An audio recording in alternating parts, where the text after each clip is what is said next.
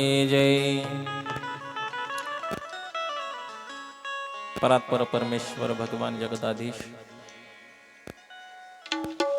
अखिल ब्रह्मांड नायक श्री गोपाल कृष्ण गोकुळामध्ये राहत असताना अनेक प्रकारचं ती चरित्र, त्याचप्रमाणे वृंदावनामध्ये देखील भगवान परमात्मा अनेक प्रकारचं चरित्र करतात। त्याचबरोबर भगवंत जे आहेत हे गोकुळामध्ये राहताना किंवा वृंदावनामध्ये गायी चारत असताना अनेक प्रकारचे जे दैत्य आहेत, जे आतापर्यंत कंसाने त्यांना मारण्यासाठी पाठवले होते, त्या अनेक प्रकारच्या दैत्यांचा उद्धार भगवंत गोकुळामध्ये आणि वृंदावनामध्ये देखील करतात। आतापर्यंत भगवंताला मारण्यासाठी कंसाने पूतना पाठवली होती, शकटासुर पाठवला होता, तृणावर्त पाठवला होता, त्याचप्रमाणे अघासुर नावाचा दैत्य पाठवला, एक बगासुर नावाचा दैत्य पाठवला, एक वत्सासुर नावाचा दैत्य पाठवला। असे अनेक प्रकारचे जे दैत्य आहेत हे राक्षस कंसाने कृष्णाला मारण्यासाठी गोकुळामध्ये आणि वृंदावनामध्ये पाठवले होते। पण आजपर्यंत जेवढे राक्षस, जेवढे दैत्य कंसाने कृष्णाला मारण्यासाठी पाठवले होते ना, ते राक्षस कृष्णाला मारणं तर लांब राहिलं, पण कृष्णाचा एखादा निरोपही त्यांनी मथुरेला येऊन कंसाकडे दिला नाही। तो राक्षस मेला किंवा जिवंत आहे हे देखील कंसाला आतापर्यंत माहीत पडलं नाही।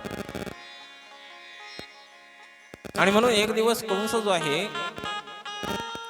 हा सहज विचार करतो, म्हणजे आतापर्यंत मी अनेक प्रकारचे राक्षस कृष्णाला मारण्यासाठी आणि गोकुळाला पाठवले, त्यापैकी एकही राक्षस आतापर्यंत परत आला नाही।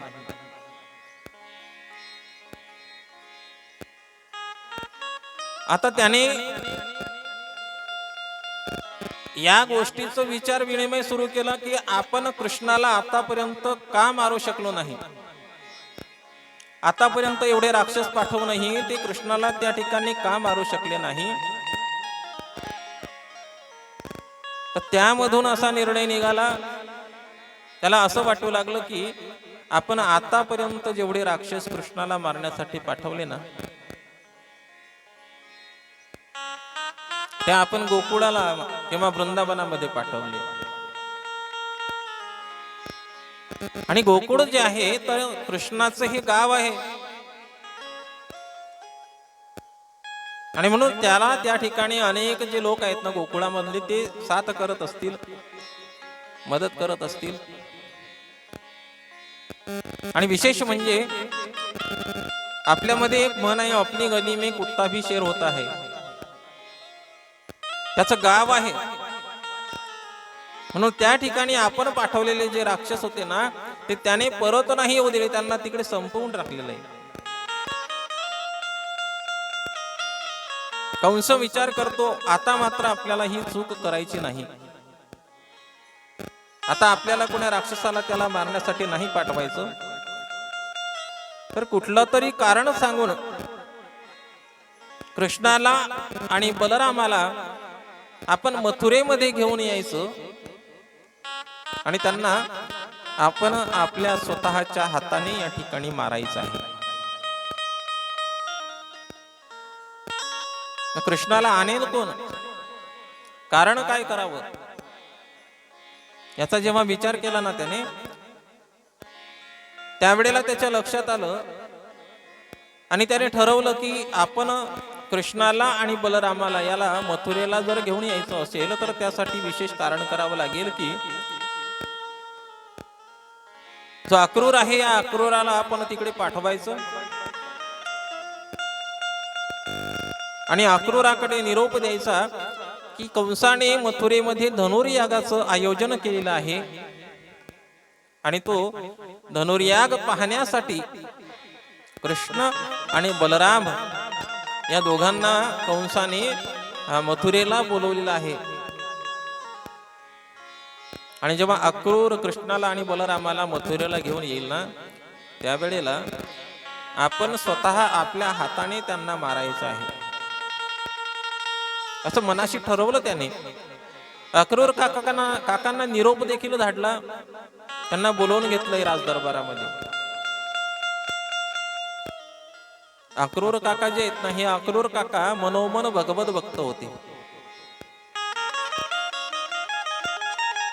सज्जन होते, सात्विक होते, पण ना इलाजाने त्यांना कंसाकडे नोकरी करावी लागत होती.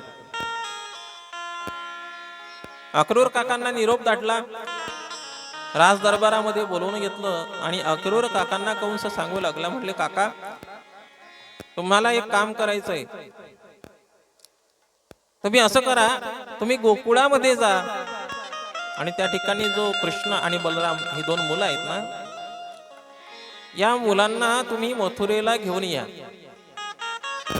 त्यांना सांगा की मी धनुर्यागाचं आयोजन मथुरेमध्ये केलेलं आहे आणि हा धनुर्याग पाहण्यासाठी मी त्यांना या ठिकाणी बोलवलेला आहे. जेव्हा अक्रूर काकांनी कंसाच्या मुखातले हे शब्द ऐकले ना, त्यावेळेला अक्रूर काकांच्या पायाखालची जमीन हादरली. कारण अक्रूराला माहित होतं की आतापर्यंत कंसाने कृष्णाला आणि बलरामाला अनेक वेळेला मारायचे प्रयत्न केले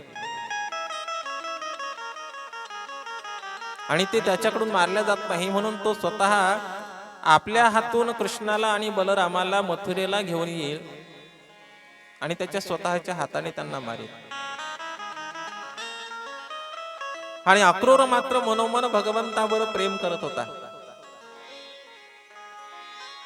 परत विचार करतो, मी जर कृष्णाला आणि बलरामाला घेऊन येण्यासाठी या ठिकाणी नकार दिला ना, तर कंस जो आहे हा फार विचित्र आहे. मी जर नकार दिला, मी जर गोकुळाला गेलो नाही, तर तो मला देखील मारून टाकेल. नाईलाज आहे, राजाची आज्ञा आहे म्हणून मला जावंच लागेल. अक्रूर काका घरी गेले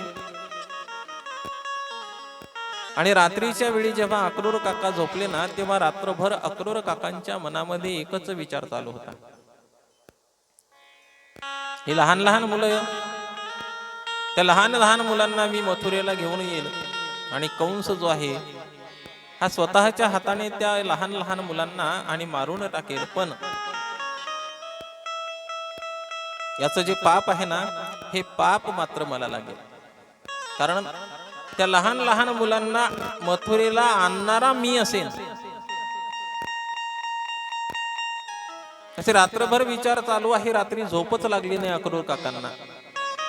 दुसरा दिवस उजाडला आणि दुसऱ्या दिवशी सकाळी अक्रूर काकांनी रथ सज्ज केला, स्नान वगैरे केलं आणि अक्रूर काका रथामध्ये बसले. रथ निघाला गोकुळाच्या दिशेने. पण रथ जेव्हा मथुरेवरून गोकुळाला जाण्यासाठी निघाला ना, तेव्हा सूर्योदय झाला होता आणि रथ गोकुळाला पोहोचेपर्यंत संध्याकाळचा सूर्य अस्ताला निघाला होता, सूर्यास्त व्हायला आला होता. आता वास्तविक पाहता गोकुळापासून मथुरेचं जे अंतर आहे हे केवळ 16 मैलाचं. घोड्याच्या पावलांनी जर तितकं अंतर कापायचं म्हटल्यानंतर जास्तीत जास्त 2 किंवा 2.5 तास लागतील. पण मथुरेवरून जेव्हा अक्रूर काका निघाले तेव्हा सूर्योदय झाला होता, तर गोकुळाला पोहोचेपर्यंत सूर्यास्त झाला होता. पूर्ण दिवस जो आहे हा अक्रूर काकाला मथुरेवरून गोकुळापर्यंत जाण्यासाठी झाला, पूर्ण गेला. एवढा वेळ का लागला त्याचं कारण सांगितलं. अक्रूर काका जेव्हा रथामध्ये बसले ना, तेव्हापासून संपूर्ण रस्त्याने जात असताना केवळ विचार मनामध्ये चालू होते ही लहान लहान मुलं आहेत, ती एवढ्या लहान लहान मुलांना आम्ही मथुरेला घेऊन जाईल आणि कंस जो आहे हा त्याच्या स्वतःच्या हाताने त्यांना मारेल, पण याचे जे दोष आहेत, याचं जे पाप आहे ना, हे पाप मात्र मला लागेल. कसा तरी अक्रूर हा गोकुळाला पोचला. नंदराजाच्या दारासमोर या ठिकाणी रथ उभा केला. नंदराजाने देखील पाहिलं अक्रूर आलेला आहे. त्यांना देखील आश्चर्य झालं. आजपर्यंत अक्रूर जो आहे हा कधीच विनाकारण कोणाकडे कधीच गेला नाही. काही विशेष कारण असेल तरच अक्रूर कोणाकडे जायचा. नंदराजाने यथायोग्य स्वागत अक्रूर काकांचं केलं. पाणी वगैरे त्यांना प्यायला दिलं आणि सहज अक्रूर काकांना नंद बाबा विचारू लागले, काय अक्रूरा, कसं काय येणं केलं म्हणले आज गोकुळाला? तेव्हा नंदराजाच्या प्रश्नाचं उत्तर अक्रूर काका देखील फार मोठ्या जड अंतःकरणाने देऊ लागले. नंदा, कसं सांगू रे? हा मी ना, तुझी जी मुलं आहेत ना, या ठिकाणी जो कृष्ण आहे आणि बलराम आहे ना, यांना मथुरेला घेऊन जाण्यासाठी आलोय. आमच्या राजांनी धनुर्यागाचं आयोजन केलेलं आहे आणि तो धनुर्याग पाहण्यासाठी कृष्णाला आणि बलरामाला त्याने बोलवलेला आहे. त्यांना घेऊन जाण्यासाठी मी आलेला आहे. जसे अक्रूर काकाच्या आणि मुखामधले शब्द नंदराजाने ऐकले ना, तसा नंदराजाच्या हातामध्ये असणारा पाण्याचा जो लोटा आहे तो जमिनीवर पडला आणि नंदबाबा रडू लागले. नंदबाबा अक्रूराला म्हणू लागले, अक्रूरा रे, काय म्हणतो तू माझ्या कृष्णाला आणि मथुरेला घेऊन जाणार? अक्रूरा, नाही रे, त्याला तू नाही ना नेऊ शकत. माझी तर विनंती आहे तुला की त्या कृष्णाला, माझ्या मुलाला तू मथुरेला घेऊन जाऊ नको. कारण तुला तर माहितीये की आतापर्यंत त्या कंसाने त्याला मारण्यासाठी किती प्रयत्न केले आणि आज तू माझ्या मुलाला आणि मथुरेला घेऊन जायला आला. एक लक्षात ठेव ना, तुला वाटत असेल कृष्ण हा माझा मुलगा आहे, पण कृष्ण जो आहे ना हा माझा मुलगा नसून तर तो माझ्यासाठी माझा भगवंत आहे रे, माझा देव आहे. आणि मग माझा जो देव आहे ना, माझा जो भगवान आहे ना, या भगवंताला, या देवाला तू माझ्यापासून लांब नाही नेऊ शकत. म्हणून माझी विनंती आहे तुला की माझ्या या देवाला, माझ्या या कृष्णाला नको नेऊ रे. विनंती करू लागले नंद बाबा. नको नेऊ भगवान अक्रूरा, नको नेऊ भगवान, नको नेऊ भगवान अक्रूरा, नको नेऊ भगवान.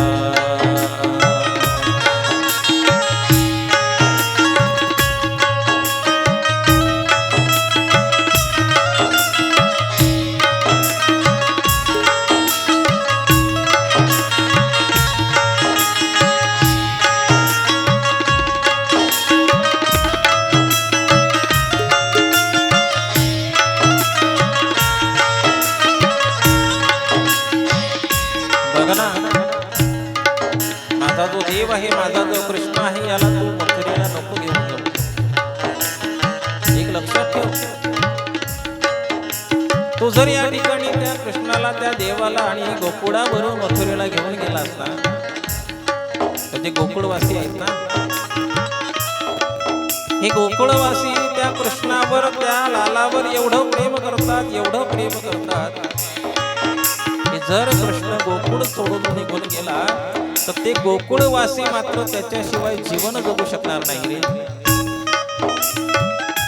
जसा एखादा जीव देहामधून निघून गेल्यानंतर त्या देहाला काहीच किंमत राहत नाही ना,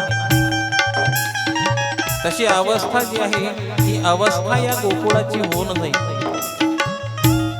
कृष्ण जर गोकुळामधून निघून गेला ना तर हे गोकुळ गोकुळ नाही रे राहणार, स्मशान होऊन जाईल, स्मशानाचं रूप या गोकुळाला झालं.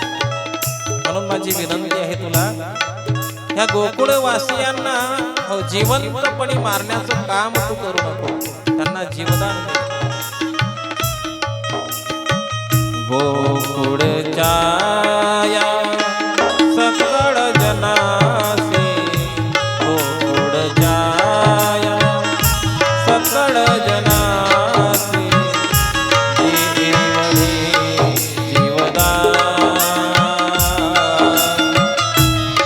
देवळे जीवदान नको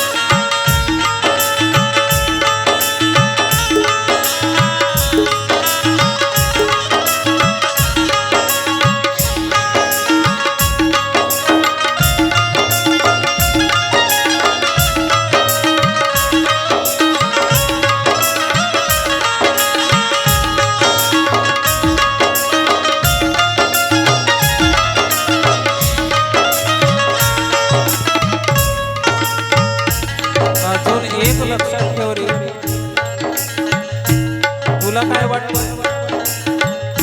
आम्ही त्याचे आई वडीलच त्याच्यावर एवढं प्रेम करतो का? गोकुळामध्ये असणारे सर्व जे जीव आहेत ना, हे सर्वच्या सर्व गोप गवळणी गोपाळ ही सर्वच्या सर्व कृष्णावर एवढं प्रेम करतात की ते त्याच्यापासून विभक्त होऊन जीवन देखील जगू शकत नाही. एवढंच काय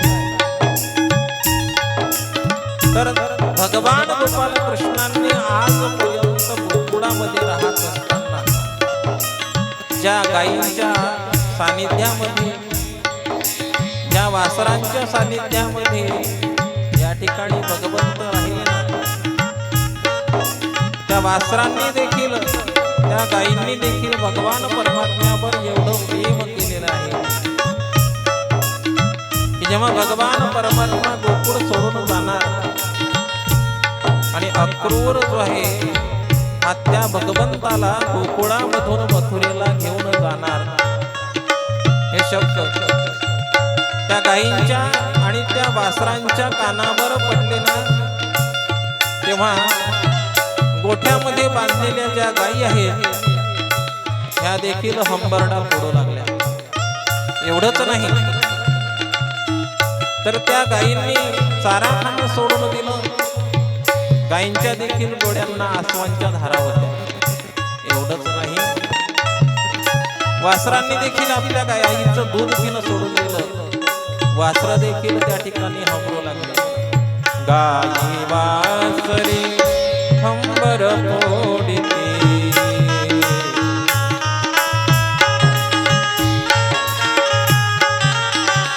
गायी वासरे हंबर फोडिते,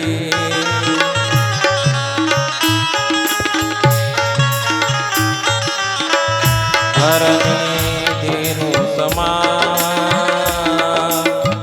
हरणी धेनु समान,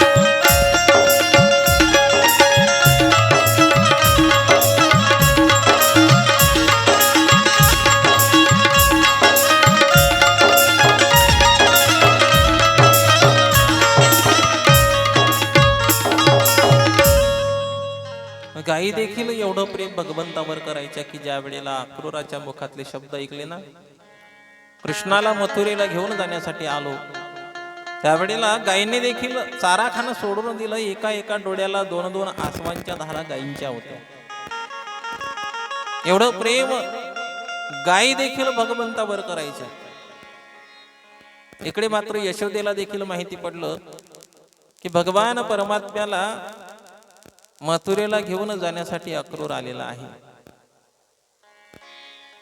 यशोदेला देखील आपलं जे दुःख आहे ना, हे अनावर झालं होतं, पण दाखवेल कोणाला. अशी अवस्था असताना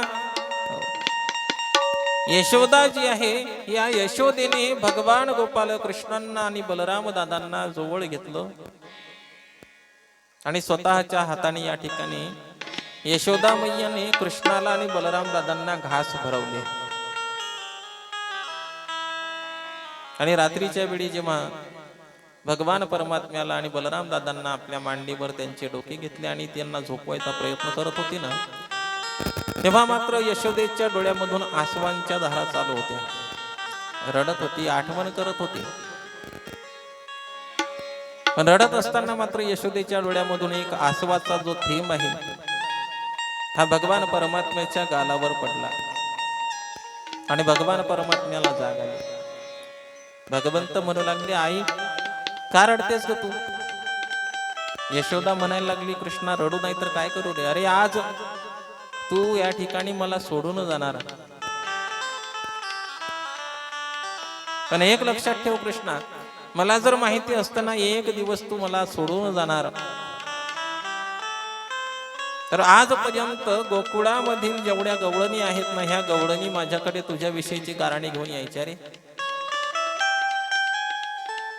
आणि त्या गवळणींनी जे गाराणे सांगितले ना, त्या गाराण्यांवर विश्वास मी ठेवला आणि त्यांच्यावर विश्वास ठेवून तुला अनवाणी पायाने वृंदावनामध्ये गायी चारण्यासाठी पाठवलं.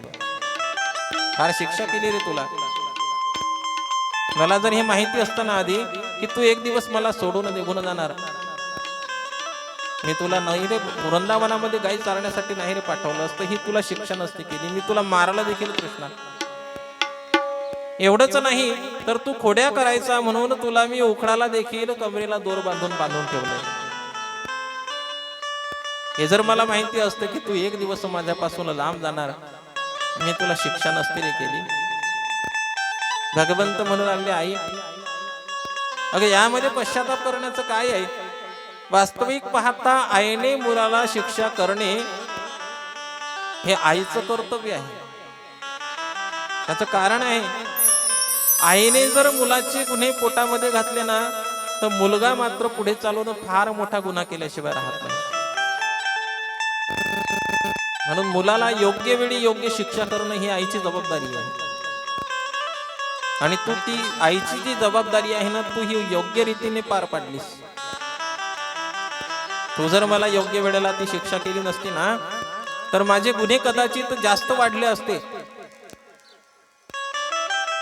म्हणून आई या बाबतीमध्ये पश्चाताप करायचं काही कारण नाही ग. यशोदा म्हणायला लागली, कृष्णा पण एक सांग ना, आता जेव्हा तू जाशील ना तेव्हा परत कधी येशील गे?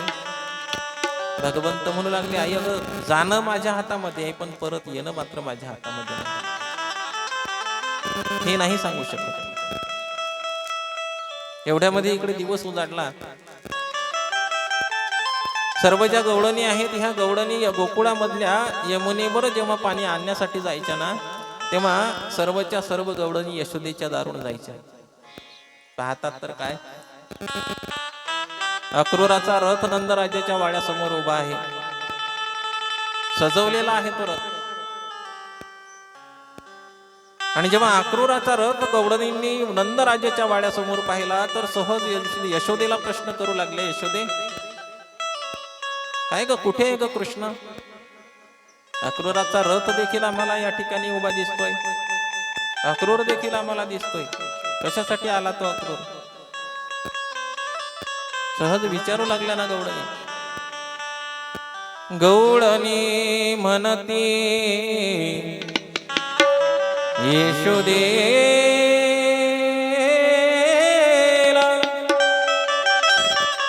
कोठे गे सावळा कारथ शृंगारेला सांगे वो मजला अक्रूर उभा असे बाई गे साजनी या नंदाच्या अंगणी मिळाल्या गौळणी. सर्वच्या सर्व ईश्वराला प्रश्न करू लागला, काय ग यशोदे कृष्ण, काय कसली तयारी आहे म्हणले. अक्रूराचा रथ देखील आणि दाराच्या समोर उभा आहे, अक्रूर देखील उभा दिसतोय, रथ सजवलेला आहे.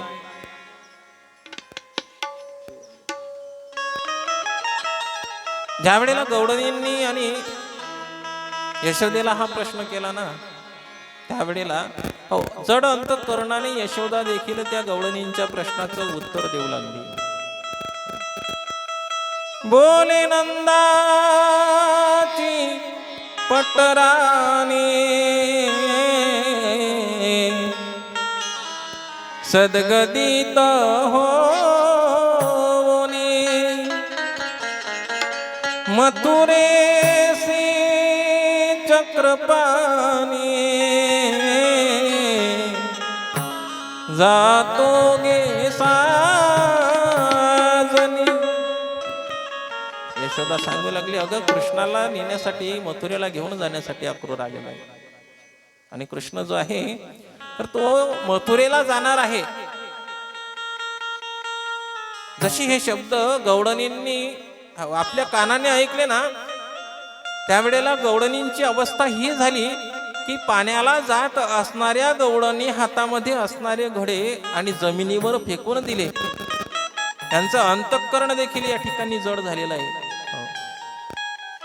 वर्णने विवळ झाली मन हे वचन ऐकुनी या नंदाचे अंगणी मिळाल्या गौळणी. आणि ज्या वेळेला भगवान गोपाल कृष्ण हे गोकुळ सोडून जाणार आणि अक्रूर भगवंताला घेऊन जाण्यासाठी आलेला आहे, हे जेव्हा गौडणींना माहिती पडलं ना, त्यावेळेला गौडणी ज्या आहेत ह्या गौडणी आकांत करून रडू लागल्या. कारण आजपर्यंत भगवान परमात्म्याने गौडणींवर यथायोग्य प्रेम केलं होतं, नितांत प्रेम केलं होतं, निस्वार्थ प्रेम केलं होतं. आणि गौडणींनी देखील तेवढंच निस्वार्थ प्रेम जे आहे हे भगवान परमात्म्यावर केलं होतं. म्हणून आज मात्र त्या प्रेमाचा प्रत्यय एकाही गौडणीचा चेहरा असा नाही की तो आज पडलेला नाही. प्रत्येक गौडण हे भगवान गोपाल कृष्ण मथुरेला जाणार या शोकाने त्या ठिकाणी रडू लागल्या. एवढंच नाही तर गौडणी ज्या आहेत ह्या गौडणी अक्रूराला दोष देऊ लागल्या, कारण अक्रूर भगवान परमात्म्याला या ठिकाणी घेऊन जाण्यासाठी आलेला आहे. नवे नवे अक्रूराला शिव्या देखील गौडणी देऊ लागल्या. गौडणी अक्रूरला म्हणू लागल्या, अक्रूरा चांडाळा तुझ कोणी काढिला,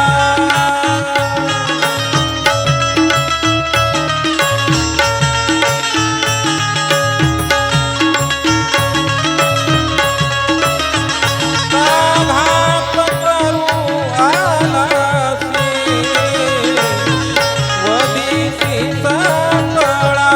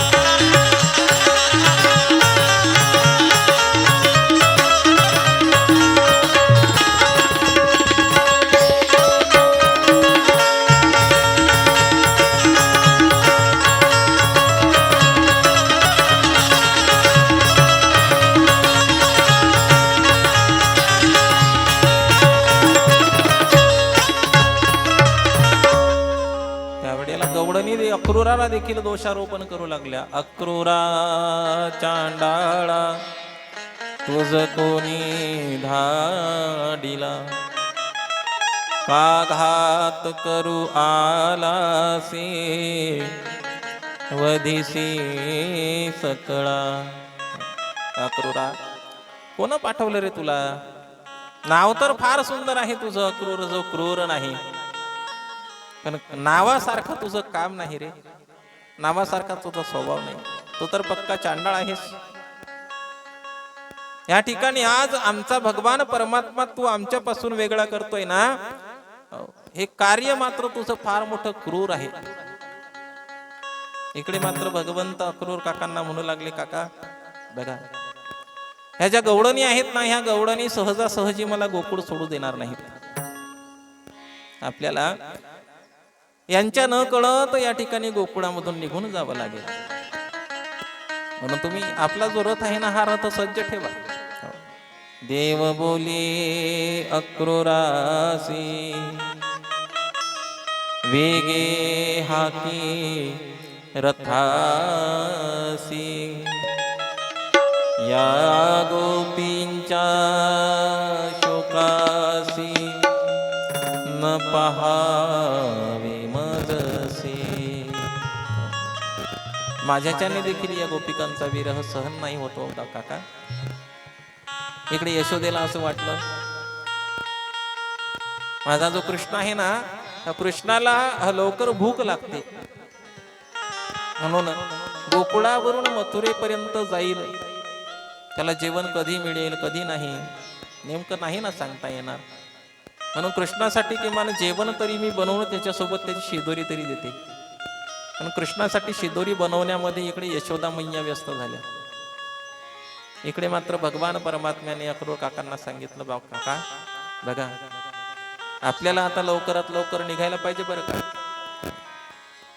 लगेच भगवान परमात्मा इकडे रथावरती चढले आणि गोकुळामध्ये जिकडे तिकडे एकांत चालू झाला. रथी चढले वनमाळी,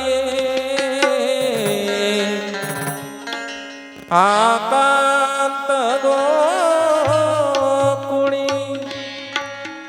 भूमी पडल्या ब्रजबाळी, कोण त्या सांभाळी, नयनीच्या उदकाने भिजले धरणे, नंदाच्या अंगणी मिळाल्या गवळणी, या नंदाच्या अंगणी मिळाल्या गवळणी. भगवान परमात्मा रथावर चढले आणि इकडे गवळणी मात्र आकांत करून रडू लागला. असं म्हटलेलं आहे की गवळणी एवढ्या रडल्या की गवळणींच्या आसवाने वृंदावनातील नव्हे गोकुळातील सर्व जी भूमी आहे ही भूमी ओलीचिंब झाली. एवढं मोठं प्रेम जे आहे ना, हे एक भगवंतच जीवाला देऊ शकतो, त्याच्या व्यतिरिक्त कोणीच एवढं प्रेम नाही देऊ शकत. आणि गवळणींचं देखील तेवढंच प्रेम भगवंतावर होतं. इकडे भगवान परमात्मा रथावर चढले आणि वायू वेगाने रथ निघाला. जेव्हा रथ निघाला, ही वार्ता यशोदेच्या कानावर पडली ना, तेव्हा यशोदेना जी जेवण बनवत होती, जी शिदोरी बांधण्यासाठी जेवण बनवायचं चालू होतं ना, तर यशोदेने लगबगीने जशी असेल तशी शिदोरी खाली गुंडाळली. तशी यशोदा ही भगवान गोपाल कृष्णांच्या रथाच्या मागे धावू लागली. यशोदा म्हणू लागली, कृष्णा अरे बाळ, एवढी शिदोरी तरी घेऊन जा रे, तुला भूक लागली तर तू काय खाशील, ही शिदोरी तरी, आणि मी हे बनवली ना तुझ्यासाठी, तू ते तरी घेऊन जा. पण जेव्हा यशोदा मैया रथाच्या पाठीमागे धावत होती ना, तेव्हा मात्र रथाच्या चाकांनी उडणारी जी धूळ आहे, ही धूळ यशोदेच्या आणि डोळ्यामध्ये गेली. तिला काहीच दिसत नव्हतं समोर. पडता पडता पडता पडता यशोदा मैयाला ठेच लागली आणि जमिनीवर धाडकन कोसळली. तेव्हा भगवंताचं लक्ष गेलं. भगवंताने अक्रूर काकांना रथ थांबवायला सांगितलं आणि त्या ठिकाणी यशोदा मैयाच्या जवळ आले आणि यशोदा मैयाला हात धरून त्या ठिकाणी उभं केलं. तिच्या जवळची शिदोरी देखील घेतली. यशोदा मैयाची या ठिकाणी सांत्वना भगवान परमात्म्याने केली. रथामध्ये बसले आणि रथ पुढे निघाला. रथ चालत असताना यमुनेच्या वाळवंटामध्ये ज्या वेळेला आला ना, त्यावेळेला भगवान परमात्म्याने अक्रूर काकांना रथ थांबवायला सांगितलं. अक्रूर काकांनी रथ थांबवला आणि भगवान परमात्मा रथाच्या खाली उतरून लांब एका यमुनेच्या वाळवंटामध्ये, यमुनेच्या तीरावर एका टेकडीवर राधा बसली होती. राधेच्या जवळ गेली आणि राधेच्या जवळ गेल्यानंतर त्या ठिकाणी आपल्या जवळ असणारी बासरी ही राधेला देऊ लागली. मग राधे, ही बासरी तुझ्याकडे ठेव. राधा म्हणू लागली, कृष्णा ही बासरी कशासाठी रे माझ्याकडे द्यायला लागला? भगवंत म्हणू लागले, राधे आज मी गोकुळ सोडून जाणार. आजपासून तुझी आणि माझी भेट होणार नाही. आणि म्हणून मी तुझ्यापासून जेव्हा लांब राहील ना, तेव्हा जर तुला माझी आठवण झाली तर ही जी बासरी आहे, ही बासरी तू वाजवायची आणि या बासरीमधून निघणारे जे स्वर आहेत हे माझ्यापर्यंत जेव्हा पोहोचतील ना, तेव्हा मला कळून चुकेल की राधेला माझी आठवण आली. तेव्हा मी तुला भेटण्यासाठी येईल. राधा म्हणू लागली, कृष्णा यासाठी बासरीची काय गरज आहे रे? ही तुझी बासरी तुझ्याकडेच ठेव. तुला काय वाटतं, तुझा आणि माझा वियोग होणार हे मला माहिती नव्हतं का? हे मला याच्या आधी माहिती होतं. कारण ज्या वेळेला गवळणी ज्या आहेत ना, ह्या गवळणी माझ्याकडे यायच्या आणि मला म्हणायच्या, अगं राधे काय तू त्या कृष्णाच्या मध्ये काय पाहिलं ग? काय एवढं प्रेम त्या कृष्णावर करतेस? त्या गवळणी म्हणायच्या, अरे कृष्णा, त्या गवळणी जेव्हा म्हणायच्या ना, तेव्हा मला खोटं वाटायचं की त्या गवळणी म्हणत होत्या, तू त्या कृष्णावर काय एवढा विश्वास ठेवतेस, काय एवढं प्रेम करतेस? आजपर्यंत जो कृष्ण त्याच्या आई वडिलांचा झाला नाही, तो तुझा कधी होणार? कारण जन्माला आल्या आल्या ज्या कृष्णाने त्याच्या आई वडिलांना सोडून दिलं, तर तुला सोडणार नाही यामध्ये काही शंका आहे ना? तेव्हा मात्र मी त्या गवळणींच्या बोलण्यावर विश्वास नव्हते ठेवत. पण आता मात्र मला पक्का विश्वास बसला की त्या गवळणी ज्या म्हणत होत्या ना, तेच बरोबर होतं. कारण या ठिकाणी तुझा आणि माझा वियोग होणार हे निश्चितच होतं. ते मला देखील माहिती होतं, पण मी त्या गवळणींचं ऐकलं नाही. पण एक लक्षात ठेव, आज जरी तू या ठिकाणी मला सोडून जात असेल, तरी मात्र माझ्या आज मनामध्ये काय चालू आहे हे तू नाही जाणू शकत रे. माझ्या मनामधलं असणारं जे दुःख आहे ना, माझ्या मनामधला असणारा जो विरह आहे ना, तो विरह कळण्यासाठी तुला राधा बनावं लागेल. आणि ज्या दिवशी ज्या वेळेला तू राधा बनून आणि मला माझ्या मनावर जे चालू आहे ना, माझ्या मनावर जे दडपण आहे ना, हे दडपण जेव्हा तुला कळेल ना, तेव्हा तुला कळेल. एक बार तो राधा बन कर देखो मेरे सावरिया, राधा ये रो रो कहे. एक बार तो राधा बन कर देखो मेरे सावरिया, राधा रो रो कहे.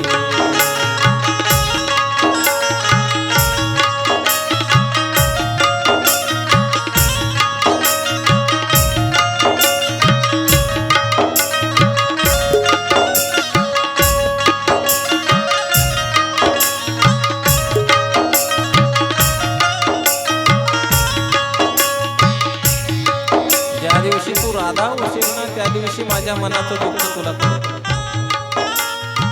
आणि त्या दिवशी जेव्हा तुझा आणि माझा वियोग होईल ना त्या दिवशी तुला जे दुःख होईल ना तेव्हा ते दुःख सांगायचं. क्या होते है आंसू क्या दर्द होता है.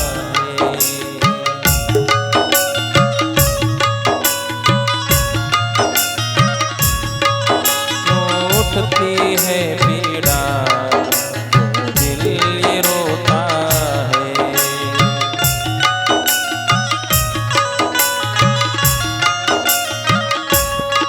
क्या होते हैं आंसू क्या दर्द होता है. क्यों उठती है पीड़ा क्यों दिल ये रोता है. एक बार जरा दिल में दर्द समझो ना राधा रो रो कहे. एक बार तो राधा बन कर देखो मेरे सावरिया राधा रो रो कहे.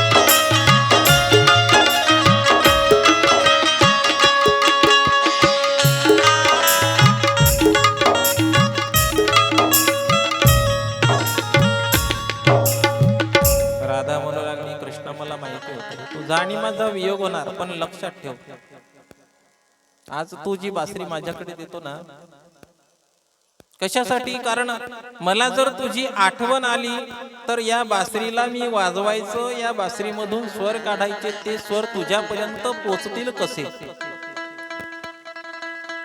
ते स्वर तुझ्यापर्यंत पोचतील कधी आणि तू येशील कधी. जरा लक्षात ठेव या बासरीची काही गरज नाही. वास्तविक पाहता तू म्हणतो तुझा आणि माझा वियोग हे शक्य नाही. कारण तुझा आणि माझा वियोग आजपर्यंत कधी झाला नाही याच्या पुढे देखील होणार नाही. कारण तू आणि मी विचार जर केला तर तू आणि मी वेगळे नाहीये. वियोग त्यांचा होतो जे एकमेकांपासून वेगळे आहेत. लक्षात ठेव ज्याप्रमाणे समुद्राच्या पाण्यापासून तयार होणाऱ्या लाटेला जसं समुद्राच्या पाण्यापासून वेगळं नाही ना केलं जाऊ शकत तो संबंध तुझा आणि माझा आहे. ज्याप्रमाणे एखाद्या शरीरापासून पडलेली जी सावली आहे ना त्या सावलीला जसं शरीरापासून वेगळं नाही ना केलं जाऊ शकत तसा संबंध तुझा आणि माझा आहे. आणि तो म्हणतो तुझा आणि माझा वियोग होणार. तुझा आणि माझा वियोग होण्यासाठी आपला संबंध काय एका जन्माचा आहे का.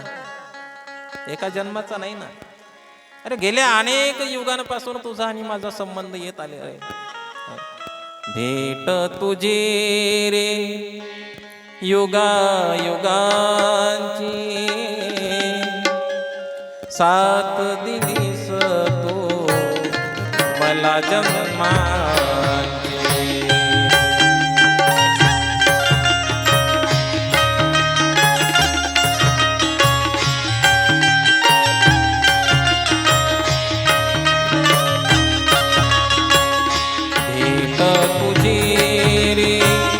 युगा युगांची साथ दिलीस तू मला जन्माची.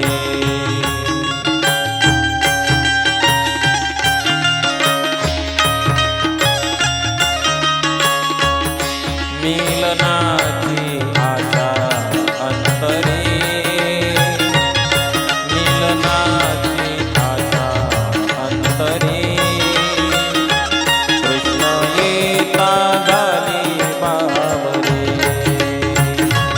राधा राधा करे बासरी कृष्ण येता झाली बावरी.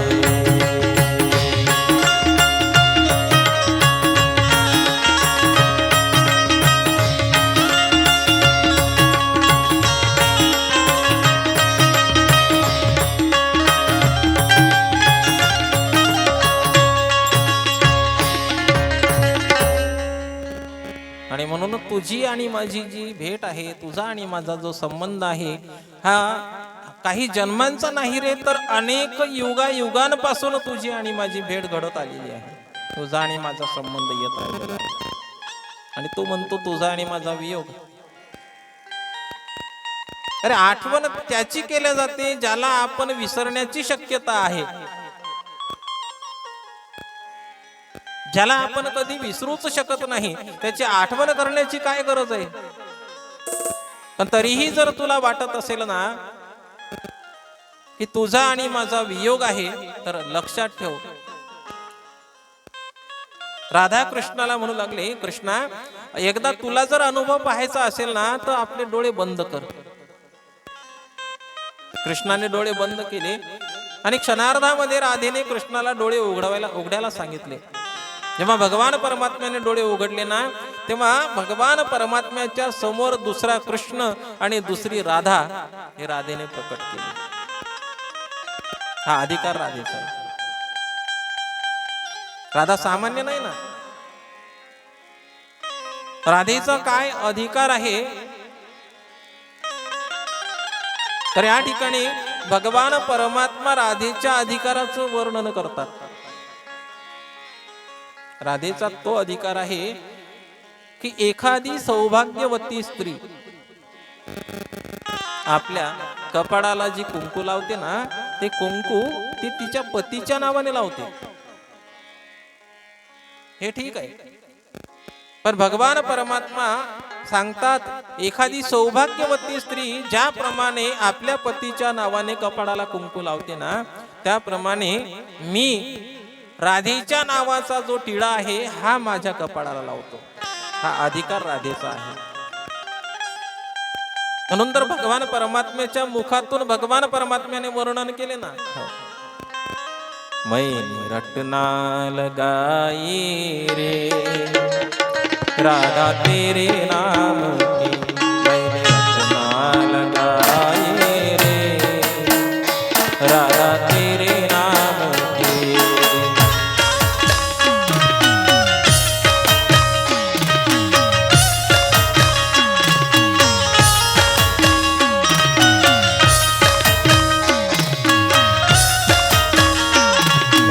अलकन में राधा मेरी पलकन में राधा, मेरी अलकन में राधा मेरी पलकन में राधा. मैंने नाम सजाए रे राधा तेरे नाम, मैंने रचना लगाए रे राधा तेरे नाम के.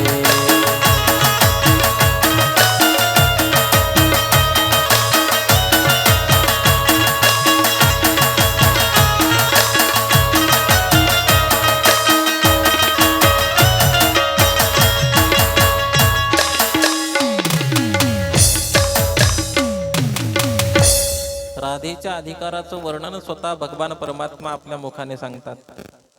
मेरी अलकन में राधा मेरी पलकन में राधा, मैंने मांग सजाए रे राधा तेरे नाम के. सौभाग्यवती ज्या स्त्रिया आपल्या पतीच्या नावाने कपाळाला कुंकू लावतात ना, त्याप्रमाणे मी देखील राधेच्या नावाने माझ्या कपाळावर टिळा लावतो. हा अधिकार राधेचा आहे. आणखी राधेच्या अधिकाराचं वर्णन जर सांगायचं झालं ना, तर राधेचा अधिकार तो आहे की भगवान परमात्म्याच्या प्रत्येक अवतारामध्ये सर्वप्रथम हा विशेष देवाचं नाव आहे आणि त्याच्यानंतर देवाच्या पाठीमागे त्याच्या पत्नीचं नाव लागलेलं आहे. कोण्याही देवाचं धरा.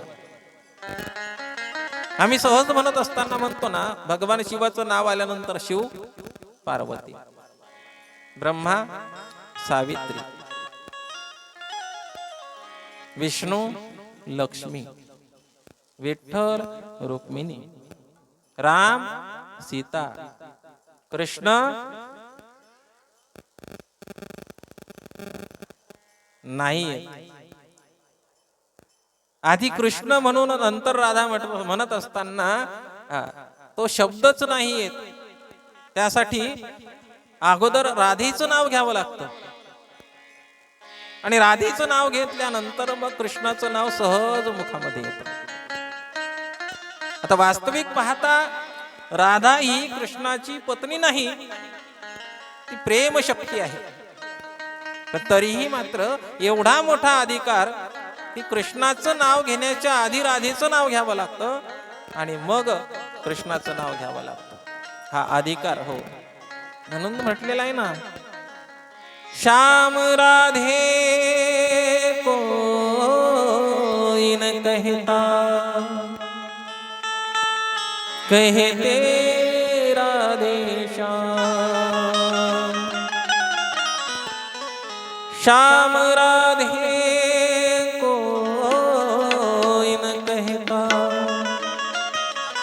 कहते राधे श्याम. जन्म जन्म के भाग जगा दे एक राधा का नाम. राधा के बिना श्याम आधा, राधा के बिना श्याम आधा, कहते राधे श्याम. जन्म जन्म के भाग जगाते एक राधा का नाम. जन्म जन्म के भाग जगाते एक राधा का नाम. बोलो राधे बोलो राधे, बोलो राधे राधे राधे, बोलो राधे.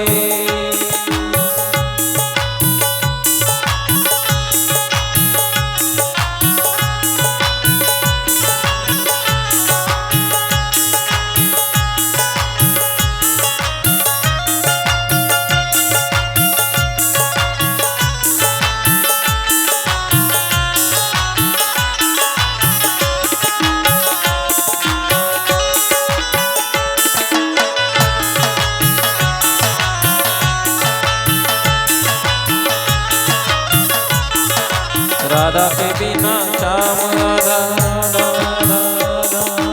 राधा के बिना श्याम आधा, कहते राधे श्याम. राधा के बिना श्याम आधा, कहते राधे श्याम.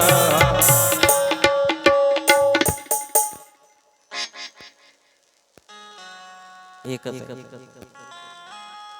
कृष्ण हा राधेशिवाय अपूर्ण आहे. कृष्ण एकटा पूर्ण नाही. कारण कृष्णाची प्राप्ती जर करायची असेल, लक्षात घ्या, विशेष देवाची जर प्राप्ती करायची असेल, भगवान शिवाची प्राप्ती करायची असेल तर भगवान शिवजींची आराधना करून भगवान शिवाला मिळवता येतं. रामाची प्राप्ती करायची असेल तर रामाची आराधना करून रामाला मिळवता येईल. पण कृष्णाची जर प्राप्ती करायची असेल तर कृष्णाचं नामस्मरण करून कृष्णाला मिळवणं शक्य नाही. कारण कृष्णाची प्राप्ती करण्यासाठी कृष्णाचं नामस्मरण नाही करावं लागत, तर राधेचं नामस्मरण करावं लागेल. म्हणून खरोखर जे कृष्ण भक्त आहेत ना, त्यांच्या मुखामध्ये कृष्णाचं नाव नाही तर सतत राधेचं नाव येतं. राधे राधे. एवढंच नाही तर राधेच्या अधिकाराचं वर्णन सांगत असताना एका ठिकाणी सांगितलेलं आहे, भगवान परमात्म्याची आराधना केल्यानंतर भगवान परमात्मा सहज मिळतो, त्याला वेळ नाही लागणार. पण राधेची भेट होणं फार मोठं अवघड गोष्ट आहे. एवढंच नाही तर जपी तपी महात्मे जे आहेत ना, जप तप करतात, हजारो वर्षापर्यंत जे भगवान परमात्म्याचं या ठिकाणी चिंतन करतात ना, ते जपी तपी महात्मे जे आहेत ना, हे राधेच्या चरणाच्या फक्त धुळीची अपेक्षा करतात. स्वप्नातही त्यांच्या राधेच्या चरणाची धूळही मिळत नाही. म्हणून तर वर्णन केलं ना. हो, राधे तेरे चरणों के गरदोल जो मिल जाए, सच कहता मेरी तकदीर बदल जाए, तकदीर बदल जाए. चरणाच्या धुळीची अपेक्षा जपी महात्मे करतात. राधेच्या चरणाची धूळ जर मिळाली तर पूर्ण आयुष्य बदलून जाईल. हे नाही मिळत. म्हणलेलं आहे ना, कहते तेरी रहमत दिन रात बरसती है, कहते तेरी रहमत दिन रात बरसती है, दिन रात बरसती है. एक बूंद जो मिल जाए, किस्मत ये खिल जाए, सच कहता हूँ मेरी तकदीर बदल जाए, तकदीर बदल जाए. एवढा मोठा अधिकार राधेचा आहे. राधेचा म्हणून भगवान परमात्म्याची गोपाल कृष्णांची प्राप्ती करायची असेल तर त्यासाठी राधा नावाची आवश्यकता आहे. म्हणून राधेचा जप करावा लागतो. राधेच्या अधिकाराचं अजून वर्णन जर सांगायचं झालं ना तर जे श्रीमद भागवत महापुराण आम्ही ऐकतो ना, त्या श्रीमद भागवत महापुराणाचे 18,000 श्लोक आहेत. पण एवढे मोठे 18,000 श्लोक ज्या भगवान शुकाचार्यांनी सांगितले ना, त्या श्रीमद भागवत महापुराणामध्ये राधा नावाच्या शब्दाचा, राधा नावाचा उल्लेखही आला नाही. तिच्या नावाचा उल्लेखच नाही केला भागवतामध्ये. आता तुम्ही म्हणाल, एवढा मोठा तुम्ही जर राधेच्या नावाचा अधिकार सांगता आहात तर भागवतामध्ये राधा नावाचा उल्लेख का नाहीये? त्याचं कारण सांगितलं. ज्या भगवान शुकाचार्यांनी श्रीमद भागवत महापुराण जे आहे ना, हे परीक्षित राजाला सांगितलं, ते भगवान शुकाचार्य राधेला गुरु मानायचे.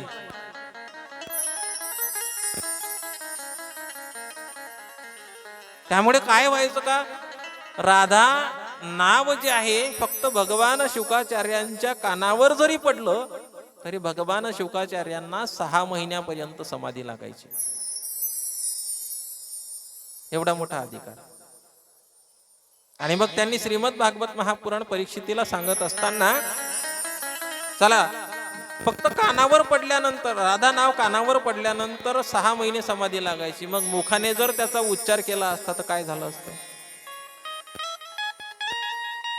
आणि जर राधा नावाचा उच्चार भगवान शुकाचार्यांनी केला असता आणि भगवान शुकाचार्यांना समाधी लागली असती तर परीक्षितीचं काय झालं असतं? परीक्षितीला श्राप किती दिवसाचा? 7 दिवसाचा. राधा नावाचा उच्चार केला असता आणि शुकाचार्यांना समाधी लागली असती, परीक्षितीचं काय झालं असतं? म्हणून राधा नावाचा उल्लेख श्रीमद भागवत महापुराणामध्ये नाही. एवढा मोठा अधिकार राधेचा आहे म्हणून राधा नावाला विशेष महत्व आहे. म्हणून सर्वांनी एकदा राधेच्या नावाचं मोठ्या आनंदाने भजन करायचं आहे. राधे राधे हो राधे राधे राधे राधे ओ राधे राधे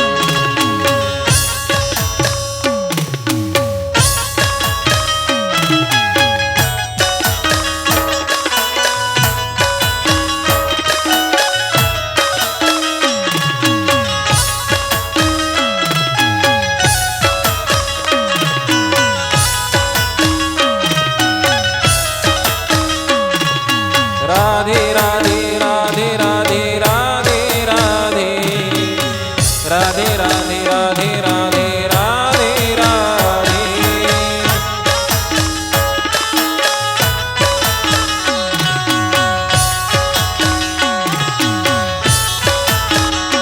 ओ राधे राधे राधे राधे श्याम मिला दे राधे राधे राधे राधे बंसी बजा दे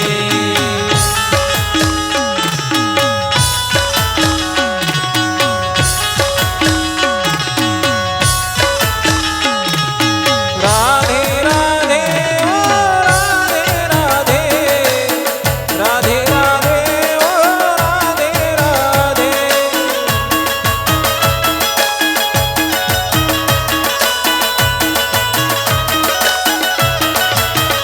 ओ राधे राधे ओ राधे राधे राधे राधे ओ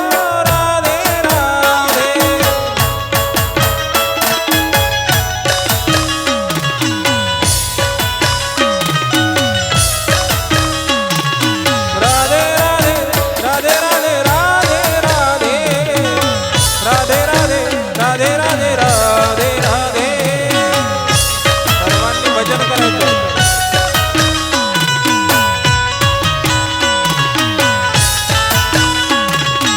राधे राधे राधे राधे राधे राधे राधे राधे राधे राधे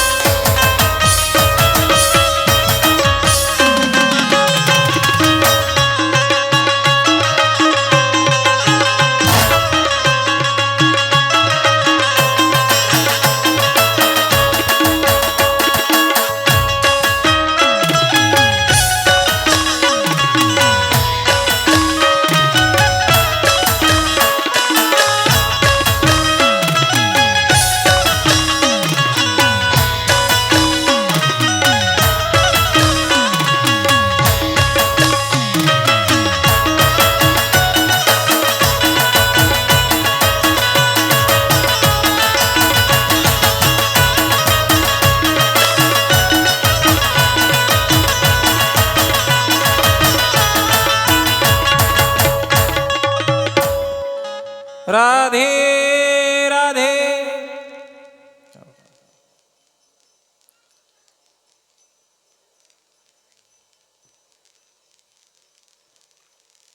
आणि म्हणून राधा नावाचा खूप मोठा अधिकार भगवान परमात्म्याला दुसरी राधा आणि